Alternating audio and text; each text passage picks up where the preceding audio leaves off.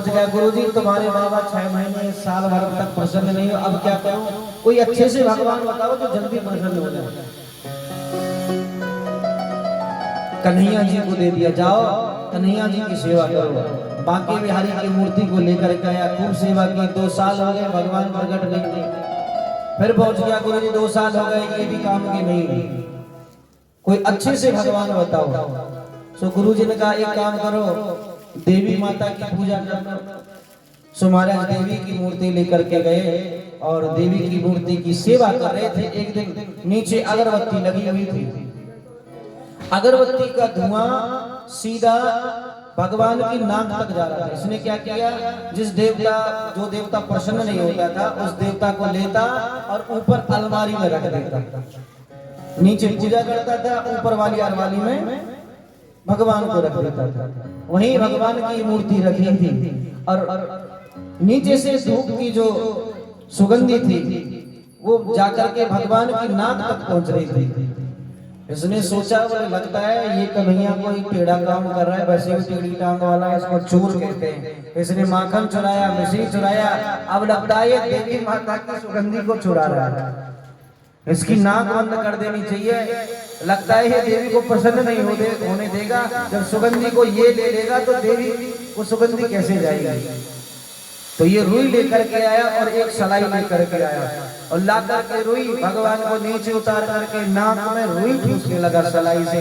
बोले अब धुआं को चुराएगा, माखन चुराया, मिश्री चुराया, हमारे सामने होशियार बनते हो, होशियार नहीं बनने देंगे। तुम्हारा नाक में रुई ठूसने लगा। भगवान प्रसन्न हो गए, प्रकट होकर के आगे परम प्रभु वरदान मांगो, वरदान मांगो। ये डर गया, महाराज आप ऐसे कैसे पधारे? मैंने आपकी इतनी सेवा की, इतनी आपकी आराधना की, तब तो आप प्रकट होकर के नहीं आए। लेकिन मैंने जैसे आपकी नाक में रुई ठूसी, आप प्रकट होकर के आए। बताओ, किसी ने मुझे बताया ही नहीं कि नाक में रुई ठूसने से भगवान प्रसन्न होते हैं। मैं तो कब का रुई ठूस देता अपनी नाक। भगवान ने कहा मैं नाक में रुई ठूसने से प्रसन्न नहीं हुआ। बोले अब तक तूने मुझे केवल मूर्ति समझ करके पूजन किया, मेरा भोग लगाया, लेकिन आज तुमने ये महसूस किया कि भगवान सुगंधी को चुराते भी है, भगवान खाते भी है, भगवान सूंघते भी है। तुझे लगा कि ये साक्षात है, तो मैं प्रकट होकर के आया। जब तक आप उसे केवल एक मूर्ति समझ करके लेकर के घूमोगे, उसका कोई फायदा नहीं। आप कितनी भी सेवा कर लो, लेकिन जिस दिन से आप मानने लग जाओगे ये परमपिता परमात्मा है, उसी दिन भगवान प्रकट होकर के आपके सामने आ जाएंगे। बोलो राधे। नवम स्कंद में श्री सुखदेव जी महाराज राजा परीक्षित को सूर्यवंश का वर्णन सुना रहे हैं। नारायण के पुत्र हुए ब्रह्मा, ब्रह्मा के मरीचि, मरीचि के कश्यप, कश्यप के सूर्य, जिन्हें विश्ववाहन के नाम से भी जाना जाता है। इनके एक पुत्र हुए सुधोमन। ये भगवान शंकर के क्षेत्र में चले गए, ये स्त्री बन गए। अंत में इन्होंने अपना देह त्याग दिया। वैवस्वत के 10 पुत्र हुए, जिनमें से एक का नाम है सरियाती। सरियाती की एक कन्या हुई जिसका नाम है सुकन्या। एक दिन राजा सरियाती अपनी बेटी सुकन्या को लेकर के जंगल में भ्रमण करने चला गया। चबत ऋषि समाधि में बैठकर भगवान का भजन कर रहे थे। मिट्टी चढ़ गई शरीर पर, दीमक लग गई, ऐसी समाधि में लीन थे। इसने देखा ये कोई पुतला है, लेकिन आंखें मनुष्य जैसी हैं। सो एक सीख लेकर के आंखों में डाली, सो महात्मा की दोनों आंख फूट डाली। जब रक्त निकला तो ये डर करके भाग आई। महात्मा के क्रोध के कारण सेना का मलमूत्र बंद हो गया। सरियाती ने पूछा, भैया किसी ने कोई अपराध तो नहीं किया? फिर सुकन्या ने बताया, महाराज मुझसे एक अपराध हो गया, किसी की आंखें फूट गई है। लेकर के वहां गए, चबत ऋषि से निवेदन किया। चबत ऋषि ने कहा, महाराज अब बताओ मैं कैसे तपस्या करूंगा, आगे का जीवन कैसे व्यतीत करूंगा, तुम्हारी बेटी ने मेरी आंखें फोड़ दी। सरियाती राजा ने कहा, देखो जो जस करे ही सो तस फल जाका, इसने तुम्हारी आंख फोड़ी है, सो सहारा भी इसको ही देना पड़ेगा। इस पुत्री का विवाह राजा ने चवन ऋषि के साथ में कर दिया। ये चवन ऋषि कौन है? चवन ऋषि कुछ दिन तो रहे महाराज बिना आंखों के, लेकिन आंखों की ज्योति कैसे वापस आए इस प्रकार से सोचने समझने लगे, निवेदन करने लगे। अश्विनी कुमारों को बुलाया। अश्विनी कुमारों ने एक ऐसी बूटी बनाई जिसको पाते ही उनकी आंखों की रोशनी आ गई और उन्हें से वो युवा अवस्था में पहुंच गए। इस बूटी का नाम था च्यवनप्राश।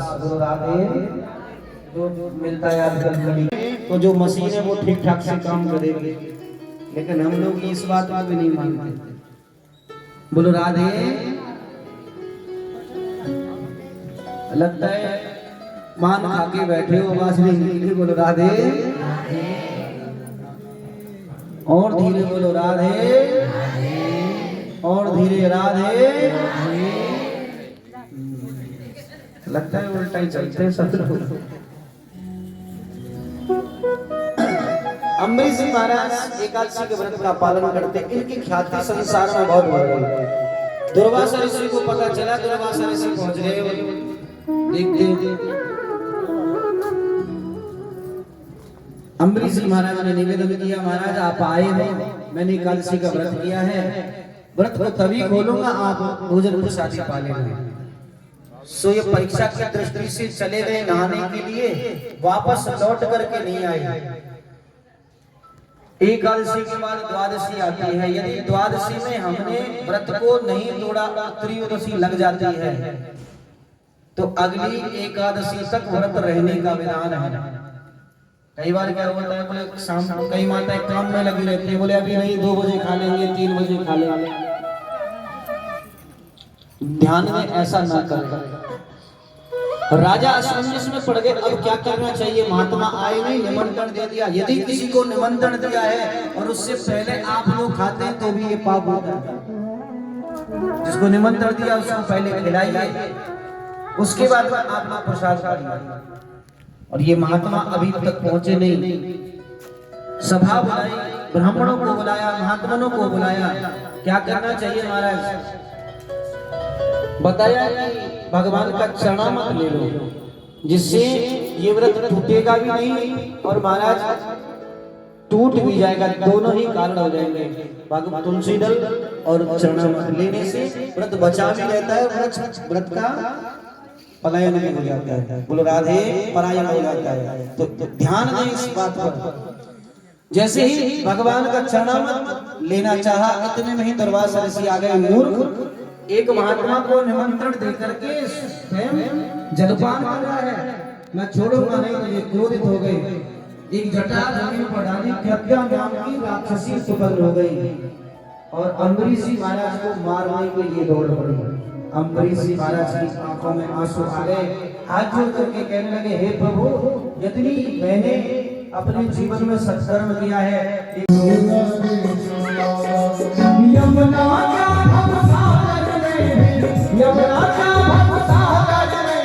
इसी नाम से गुरु जी बोलो राधे, गुरु जी बोलो राधे, गुरु जी बोलो राधे, गुरु जी बोलो राधे। अरे यमुना का भव सागर में, यमुना का भव सागर में, इसी नाम से गुरु जी बोलो राधे,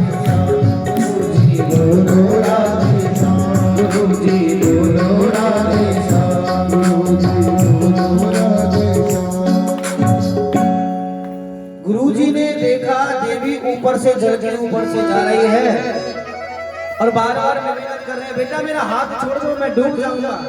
मुंह तक पानी आ गया। कभी गुरुजी ऊपर जाते हैं, कभी गुरुजी नीचे आते हैं, कभी ऊपर कभी नीचे, लेकिन गुरुजी ऊपर नीचे जमुना जी में हो रहे हैं और ये देवी ऊपर चल रही है। गुरु जी का ध्यान गया, देवी ऊपर चल रही है, कहीं ऐसा तो नहीं ये कोई भूत हो, कोई प्रेत हो, कोई पिशाचनी हो। तो गुरु जी ने कहा, सुनो देवी, मेरा बेटा बहुत बड़ा अधिकारी है, पता चल गया ना कि तुमने मुझे डुबो करके मारा है तो तुम्हें छोड़ेगा नहीं। अब देवी कुछ बोलती नहीं, केवल राधे श्याम बोलते हैं। यदि राधे श्याम गुरुजी बोलो हरे यमुना का भवसागर मेरी, यमुना का भवसागर मेरी, इसी नाम से गुरुजी बोलो राधे श्याम गुरुजी बोलो राधे श्याम गुरुजी बोलो श्री राधे। जय जय श्री राम, जय जय श्री राम। जितना तूने कर दिया है मेरे लिए, वो जितना तूने कर दिया है मेरे लिए, मेरी हर खुशी का इंतजाम किया, मेरी हर खुशी का इंतजाम किया। क्या जरा सा मैंने तेरा नाम लिया, जरा सा मैंने तेरा, इतना करके श्री गुरु जी करने लगे पुकार, उबारो राधा घनश्याम गुरु जी बोलो राधे श्याम। लगता है ये कोई चुड़ैल है, कोई पिशाचनी है। बाग में लगी देवी ने हाथ पकड़ लिया, गुरु जी कहाँ जा रहे हैं? घर लेकर के गए, बस कपड़े उतरवाए, नए वस्त्र दिए हैं और भोजन खिलाने लगी। गुरु जी कांप रहे हैं, लगता है आज तुम्हारे प्राण नहीं बचे। बेटी तुम कौन हो? गुरु जी मैं एक साधारण स्त्री हूँ। फिर ये बताओ तुम जमुना के तल पर ऊपर कैसे चल रही थी? किस गुरु ने तुमको ये मंत्र दिया कि तुम डूबी नहीं? तब बताया गुरुजी आपने ही मुझको ये मंत्र दिया था। आप ही कह रहे थे कि यदि भगवान का नाम लेने से हम भवसागर से तर जाते हैं, तो मेरे मन में विचार आया कि जब भवसागर से तर जाते हैं तो ये जमुना तो बहुत छोटी है, क्यों ना जमुना से तरा जाए। तो गुरुजी मैं राधे श्याम कह करके तुम्हें जमुना कुल्ली पार लेकर के आई और मैं डूबी नहीं। गुरुजी की आंखों में आंसू आ गए। यदि विश्वास पक्का है, दृढ़ विश्वास भगवान के चरणों में है, तो आपके लिए कुछ भी असंभव नहीं है। यदि किसी मूर्ति को आप केवल पत्थर समझ करके पूजेंगे तो वो मूर्ति आपको कभी फल नहीं देगी। एक सज्जन पहुंच गए महात्मा के पास, गुरुजी बताओ कौन सा देवता जल्दी प्रसन्न होता है? तो गुरुजी ने कहा बेटा करना क्या है? बोले मुझे कुछ वरदान चाहिए। इतना कौन करता है किसी